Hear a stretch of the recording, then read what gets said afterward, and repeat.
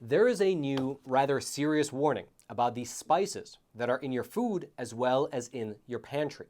According to an analysis that was conducted by Consumer Reports, it found that many of the spices that very likely are in your cupboard right now contain high levels of dangerous heavy metals, including arsenic, cadmium, and lead. This report investigated many different types of spices, including cumin, chili powder, oregano, basil, ginger, paprika, turmeric, black pepper, and so on and so forth. And as you can see on your screen, what they did was that they took 5 to 10 brands of each spice and tested them for different heavy metal contaminants. And after running those tests, they gave each brand a ranking, either a green check mark indicating that it's safe, or the brand got 1, 2, or 3 red circles, indicating that there is either a mild or serious reason to be concerned. And after running their full analysis on the 126 different products, which range from national brands down to private label store brands, they found that about a third of all the samples contained either concerning or even dangerous levels of heavy metals. A third of the brands that are currently on the supermarket store shelves. Here's specifically what the report found. Quote, roughly 1/3 of the tested products, 40 in total, had high enough levels of arsenic, lead, and cadmium combined on average to pose a health concern for children when regularly consumed in typical serving sizes. Most raised concerns for adults too. Meaning, in practice, that as you're busy making sure that your house and your kids' rooms don't have any peeling lead paint, and you're making sure that nobody's drinking water from the East Palestine reservoir, well, your kids can still be getting high levels of heavy metals through these spices that are being added to their foods. Even if, I should mention, even if those spices are quote-unquote organic. Because among the disconcerting discoveries in the study was that it didn't really matter what the brand was and whether that brand was quote-unquote organic. Because according to the analysis, there was no single brand that stood out as being completely safe across the board. Here's specifically what they wrote, quote, there was no single predictor of which products contain higher levels of heavy metals. For example, brand name didn't matter, and neither did organic or packed in USA claims. Now, some of the spices fared much worse than others. For instance, in 31 of these spices that were tested, the levels of lead were, quote, so high that they exceeded the maximum amount that anyone should have in a full day. And for some particular categories of herbs and spices, these researchers found that there were just no safe options at all. For instance, when the researchers looked at the herbs thyme and oregano, they found that all of the different brands that they tested had, at best, concerning levels of different heavy metals. And then for your reference, right after thyme and oregano, ginger and basil were the second worst offenders, having all but one of the brands that were tested for both spices come back with concerning levels of heavy metals at least.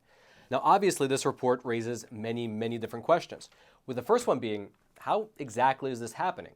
How are these heavy metals getting into these spices? Well, according to one of the lead chemists who was involved in the testing of these samples at the Consumer Reports laboratory, well, a lot of this contamination can be attributed to where the spices were grown and or with the manufacturing process. Here's what he said, quote, heavy metals can show up in food if the water or soil where the food is grown contains them naturally or is contaminated because of pesticides or industrial uses.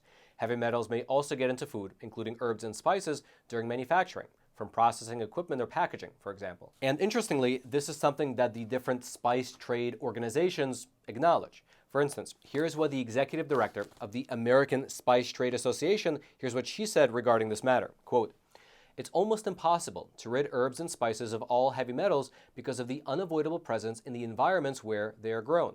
The amount of heavy metals absorbed from the soil and the part of the plant where they can end up differs from plant to plant. According to a recent risk analysis by the American Spice Trade Association, spices make up less than 0.1% of dietary lead exposure in children ages 1 to 6. And for adults, the American Spice Trade Association believes that the risk is low in large part because spices are a very small component of the diet. The argument is essentially that the contaminants are there, you can't do much about them, but it's okay because spices are, after all, a small part of the human diet. However, that does not explain the wild range between different brands, the wild range of contamination between each individual brand. And furthermore, the problem becomes more magnified when you involve small children. That's because, and this is according to this report, quote, lead, arsenic, and cadmium can increase the risk of cancer, cognitive and reproductive problems, as well as other adverse conditions, even in small amounts. Exposure puts children at risk for lowered IQ, behavioral problems such as attention deficit hyperactivity disorder, type 2 diabetes, and other health issues as well. Furthermore, the problem with these heavy metals is that they accumulate in the body over time. Here's, for instance, how an investigator with Consumer Reports, here's how she explained her findings in an interview over on CNBC. The heavy metals cannot easily be cleared or metabolized by the body. They have a cumulative effect. And so they literally stay in you. They're a type of almost a forever chemical. It's bad for adults, but it's really not good for kids and babies and very young children with developing brains. And unfortunately, there have been recent examples of young children living in households that use a lot of spices falling ill. For instance, this study right here was able to link a case of lead poisoning in a 12-month-old boy out of Massachusetts, at least in part, to the turmeric that was used by the family. And after that case, there were 5 more similar cases discovered in Arizona, California, Colorado, Connecticut, and New York. And since that study was made public, by the way, over a dozen turmeric brands have been recalled. Then there was another study that was published in the CDC's weekly report back in the year 2018, you can see it up on screen for yourself, which found that, quote, high lead levels in 22% of food samples, mostly spices and herbal remedies, taken from homes of children with lead poisoning in North Carolina. And so, in short, this is a serious problem that warrants at least serious consideration. And now you might be asking yourself, how could this be happening here in America? With all of the tax dollars, the billions of tax dollars that flow to the regulatory bodies like, for instance, the FDA, how could this problem exist? The FDA can't possibly be using all of the billions of dollars in their annual budget just to go door to door to make sure people are up to date on their booster shots, right? There must be some money left over to test for these contaminants. But here's the kicker. The money might be there, but the mandate is not there. That's because while the FDA is technically the responsible agency for regulating both herbs and spices here in America, what happens in practice is that the spice industry is pretty much self-regulated, and the testing that the FDA does do focuses more on bacterial diseases like salmonella rather than on these forever chemical heavy metals. Here's what the director of food policy for the Consumer Reports, here's what he wrote in this analysis. Quote, currently, about 24 spice companies from 11 countries are subject to import alerts for lead contamination, which signal to regulators that they can detain those products. But that represents a fraction of the herbs and spices shipped to the U.S.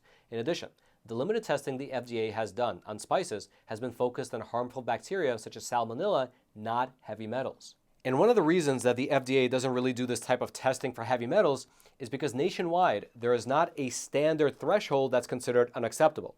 Here's how the report describes the national situation. Quote, for years, while California has required that products that exceed limits for substances known to cause cancer or reproductive harm, including heavy metals, carry a warning label, New York is currently the only state to have enacted limits for heavy metals in herbs and spices. And that actually brings me neatly along to the sponsor of today's episode, which is the company that sold me this beautiful coin. This right here is an American Walking Liberty 1-ounce gold coin. And typically, I order at least one of these from our sponsor, American Hartford Gold, every single month. The reason I do so is because, as you likely know, the inflation rate in this country is the highest that has been in, the last 40 years now. Everything like the price of food, the price of housing, the price of gas is absolutely going through the roof. And in fact, market experts like the CEO of JP Morgan Chase, he's not only predicting a recession, but he's even using words like unprecedented economic hurricane. And so listen, I absolutely do not give you any financial advice, but I would recommend that you do what I do, which is pick up the phone and call American Hartford Gold. Their super friendly staff can help you diversify your portfolio by either getting physical gold and physical silver delivered directly to your doorstep like I do, or deposited directly into your IRA and your 401k accounts. They make the entire process super simple. And actually, besides me, they have an A+ rating with the Better Business Bureau with quite literally thousands of satisfied clients around the country. And best of all, to our viewers, to the viewers of Facts Matter, they are currently throwing in $2,500 worth of free silver on your first qualifying order. So giving them a call is an absolute no-brainer. So pick up the phone and call 866-242-2352. That's 866-242-2352. Or text Roman to 65532. Their link will also be down in the description box below. And now let's head on back to the studio. And by the way, just for your reference, the state of New York only set those limits after having to issue over 100 recalls for herbs and spices because of heavy metal contamination. And other states have yet to follow suit. However, that is not stopping consumers from filing lawsuits themselves. In fact, over the past 2 years, there have been 4 major lawsuits filed against big brand name herb and spice dealers for exactly this issue: significant levels of toxic heavy metals in their products. The first lawsuit was against McCormick and Company. It was a class action lawsuit filed in January of 2022 and settled 5 months later in May for a total of $3 million. Then in March of last year, a class action lawsuit was filed against Amazon for their Happy Belly brand of spices.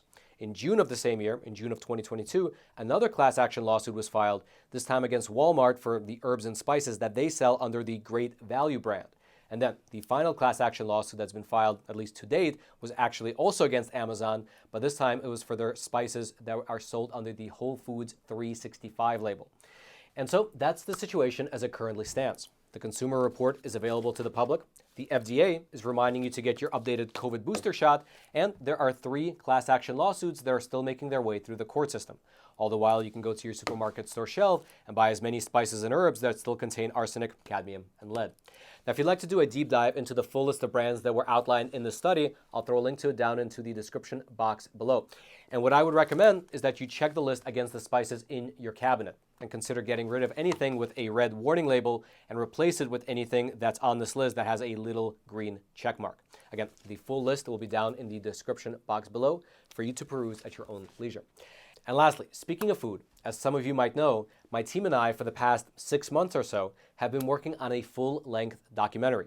Its title is Eat the Bugs, and it exposes a topic that I believe is important to everyone: the global war on farmers, as well as the agenda that's behind it.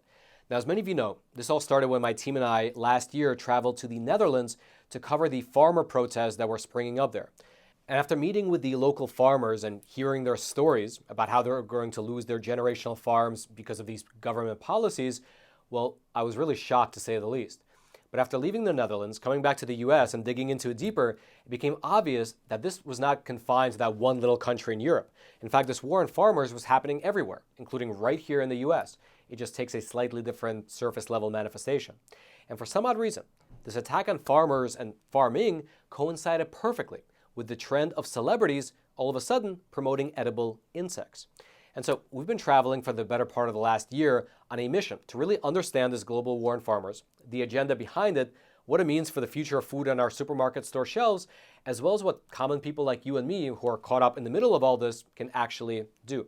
And right now, we're putting together all the interviews and all the findings into the new documentary, the one that's called Eat the Bugs. I think it's going to be quite good. And if you would like to help back the project, to help us with the funding to not only finish the editing of the documentary, but also to make sure that once it's finished editing and once it's published, it gets out and reaches as many people as possible, well, that would be just awesome. The World Economic Forum, they have billions of dollars at their disposal. We, on the other hand, we have pretty much a skeleton crew with a few cameras and a few video editors. But on the flip side, I believe that exposing the truth is very popular and also powerful. And the people around the world yearn to know what's really happening behind the curtain. And so if you would like to help, I'll throw a link down into the description box below. By clicking on that link, you can go over to the website, you can learn more about the project, you can sign up for updates, you can share the project with your friends and family, and if you can donate some funding to help make sure that we can share the powerful voices of all these farmers that we spoke to around the world, so that people not only know their plight, but also know that the plight of pretty much everyone that shops for food, the plight that's coming up for both ourselves and our children and our families and everyone else. Because again, with the topic of today's show, talking about herbs and spices that contain arsenic, cadmium, and lead, that's a problem. That's a big problem. But in 5 or 10 years, I don't want to have to do a show about how the only options available on the supermarket store shelves are insects, crickets, mealworms, and everything else like that, because all the other food is just too expensive and reserved for the elites because the government policies have been put in place. And in order to save the planet, you and I are now eating bugs, and herbs and spices containing lead are the least of our worries. So if you want to back the project, if you'd like to see it reach as many people as possible, that would be awesome. The link will be right there at the top of the description box. I hope you check it out. And then until next time, I'm your host, Roman from the Epoch Times. Stay informed, and most importantly, stay free.